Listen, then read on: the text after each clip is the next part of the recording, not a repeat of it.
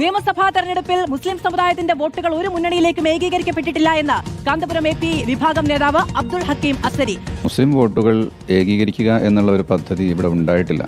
മുസ്ലിങ്ങൾ പല തട്ടിലും പല രാഷ്ട്രീയത്തിലും പല പാർട്ടിയിലുമാണല്ലോ. സ്വാഭാവികമായും മുസ്ലിങ്ങൾ അങ്ങനെ തന്നെ എക്കാലത്തും വോട്ട് ചെയ്യാറുള്ളൂ. മതത്തിന്റെ പേരിൽ വോട്ട് ഏകീകരിക്കാറില്ല. നമ്മുടെ നാട്ടിൽ ഏത് ഇലക്ഷൻ നടന്നാലും ഒരെലക്ഷനിലും തോൽക്കാത്തത് നമ്മുടെ AP സുന്നികളും പിന്നെ സുകുമാരൻ നായരും അധികം ആരും ശ്രദ്ധിക്കാറില്ലെങ്കിലും അഹമ്മദിയ ജമാഅത്തുമാണ്. അവരെ സംബന്ധിച്ചിടത്തോളം ആര് ജയിച്ചാലും ആര് തോറ്റാലും ആന ചത്താലും ജീവിച്ചാലും 12000 എന്ന് പറഞ്ഞതുപോലെയാണ്. ഇതിൽ AP സുന്നികൾക്ക് ഒരു പാളിച്ച വന്നത് മണ്ണാർക്കാട് ഇലക്ഷനിൽ മാത്രമായിരുന്നു. മുമ്പ് അവർ ഷംസുവിനെ എതിർത്തു. അത് പക്ഷേ കാന്തപുരം ഉസ്താദ് അറിഞ്ഞിട്ടോ അല്ലെങ്കിൽ അബ്ദുൽ ഹക്കീം അസ്ഹരി നിർദ്ദേശിച്ചിട്ടോ ആയിരുന്നില്ല. അവിടെ AP സുന്നികൾ ഷംസുവിനെതിരായിട്ട് അങ്ങനെ വലിയൊരു ആവേശം കാണിച്ചത്.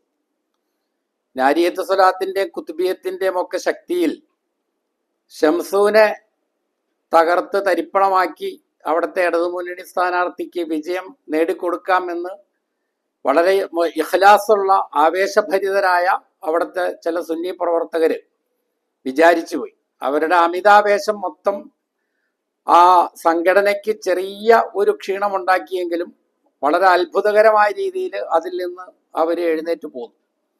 അപ്പൊ ഇത്തവണയൊക്കെ കാന്തപുരം സുന്നികൾ പിന്തുണ പ്രഖ്യാപിച്ചിട്ടുള്ളത് വളരെ വിളവോടുകൂടിയാണ്, വളരെ ബുദ്ധിപൂർവമാണ്, വളരെ കൗശലപൂർവമാണ്. അതായത് യഹ്തമിലു കില തൊർഫൈനി, ആ രണ്ട് അറ്റത്തിനും ഹിതമാകും എന്ന് പറയാറുള്ളത് പോലെ ആര് ജയിച്ചാലും ഞങ്ങളുടെ പിന്തുണ കൊണ്ടാണ് എന്ന് പറയാവുന്ന, അങ്ങനെ തഅ്വീല് ചെയ്യാവുന്ന ഒരു അവസ്ഥ അവശേഷിപ്പിച്ചുകൊണ്ടാണ് അവര് ഈ ഇലക്ഷനെ സമീപിച്ചിട്ടുള്ളത് എന്നുള്ളത് വളരെ ശുഭോദർക്കമാണ്. അങ്ങനെ തന്നെ വേണം എല്ലാ മതവിഭാഗങ്ങളും നിൽക്കാൻ. നമ്മുടെ ജമാഅത്തെ ഇസ്ലാമി പോലും അത് വെൽഫെയർ പാർട്ടി ഉണ്ടായിപ്പോയ സ്ഥിതിക്ക് ഇനി വെൽഫെയർ പാർട്ടി എങ്ങനെ വേണം പോകാൻ എന്നുള്ളതിനെ കുറിച്ച് നമ്മളെ പോലെയുള്ള ഗുണകാംക്ഷികൾ പലതും പറയുന്നുണ്ട്. പക്ഷേ ഈ വെൽഫെയർ പാർട്ടി ഇല്ലാത്ത ജമാഅത്തെ ഇസ്ലാമി ആയിരുന്നു കൂടുതൽ ശക്തം എന്നാണ് എനിക്ക് തോന്നിയിട്ടുള്ളത്. കാരണം കേരളത്തിലെ മുസ്ലിങ്ങളുടെ അതുപോലെ തന്നെ ധാർമ്മികതയുടെയും നൈതികതയുടെയും പക്ഷത്ത് നിന്നുകൊണ്ട്, അതുപോലെ മർദ്ദിത വിമോചന പക്ഷത്ത് നിന്നുകൊണ്ട് ചിന്തിക്കുന്ന എല്ലാവരുടെയും അജണ്ട നിർണയിക്കുന്നത് ജമാഅത്തെ ഇസ്ലാമിയും അതിൻ്റെ മാധ്യമങ്ങളുമാണ് എന്നുള്ള ഒരു പ്രതീതി ഉണ്ടായിരുന്നു. അത് ഇപ്പോഴും പാടെ അസ്തമിച്ചിട്ടില്ല. അപ്പോൾ ജമാഅത്തെ ഇസ്ലാമി ഒരു നിർണായക ഘടകമാണ്, അവരെ അവഗണിക്കാൻ കഴിയില്ല എന്നുള്ള ഒരു പരിഗണന എല്ലാ മുന്നണികളും വെൽഫെയർ പാർട്ടി ഉണ്ടാവുന്നതിന് മുമ്പ് ജമാഅത്തെ ഇസ്ലാമിക്ക് നൽകിയിരുന്നു. അപ്പൊ നമ്മൾ പറഞ്ഞു വരുന്നത്, ഏതൊരു മതവിഭാഗമാണെങ്കിലും എലക്ഷന്റെ പിന്തുണ അഭ്യർത്ഥിച്ചുകൊണ്ട് എത്ര വലിയ നേതാക്കന്മാര് വല വിരിച്ചാലും തങ്ങളെ വന്ന് സ്വാധീനിക്കാൻ ശ്രമിച്ചാലും, പണ്ട് ഒരു ആത്മീയ ആചാര്യൻ ഒരു തീർത്ഥയാത്രയ്ക്ക് പോകുന്ന ഒരു ചെറുപ്പക്കാരനോട് പറഞ്ഞു, അങ്ങോട്ട് തീർത്ഥയാത്ര പോയാൽ ആരും വരൂല, തീർത്ഥയാത്ര പോകുന്നവർക്ക് ഒന്നും വരൂല എന്നാ പറഞ്ഞു. എന്ന് പറഞ്ഞ് രണ്ട് രീതിയിൽ അത് വ്യാഖ്യാനിക്കാവുന്ന ഒരു കോലത്തിലാണ് മൂപ്പര് പറഞ്ഞത്. അതായത് അങ്ങോട്ട് തീർത്ഥയാത്ര പോയാൽ പിന്നെ ഉരുപ്പോക്കാണ്, പിന്നെ ആരും തിരിച്ചു വരലില്ല ജീവനോടുകൂടി. അപ്പൊ ഈ പയ്യനെങ്ങാനും അവിടെ പോയിട്ട് മരിച്ചു പോവുകയാണെങ്കിൽ, ഞാൻ അപ്പോഴേ പറഞ്ഞില്ലേ അങ്ങോട്ട് പോയവരാരും വരൂലെന്ന് ഞാൻ അന്നേ പറഞ്ഞതല്ലേ എന്ന് പറയാം. ഇനി അഥവാ സുരക്ഷിതനായി അവൻ തിരിച്ചു വന്നാലോ അപ്പോഴും പറയാം, കണ്ടോ അങ്ങോട്ട് പോയാൽ ഒന്നും വരൂലെന്ന് ഞാൻ പറഞ്ഞതല്ലേ, ഒന്നും വന്നില്ല, വളരെ സുരക്ഷിതനായിട്ട് തിരിച്ചെത്തി. ഈ രീതിയിൽ രണ്ട് രീതിയിലും ആന വെക്കാവുന്ന തരത്തിലാണ് എലക്ഷനിൽ ഉത്തരവാദിത്തപ്പെട്ട മതവിഭാഗങ്ങൾ, മത അധ്യക്ഷന്മാര് പിന്തുണ പ്രഖ്യാപിക്കാൻ പാടുള്ളൂ.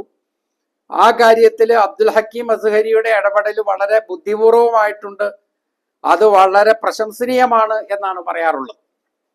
എന്നാൽ അങ്ങനെ ഒരു സൗഭാഗ്യം നമ്മുടെ ഇ കെ സുന്നി എന്ന് പറഞ്ഞാൽ അത് ഒരൊറ്റ വിഭാഗമല്ല, അത് പല ഗ്രൂപ്പുകളാണ് ഇപ്പോൾ.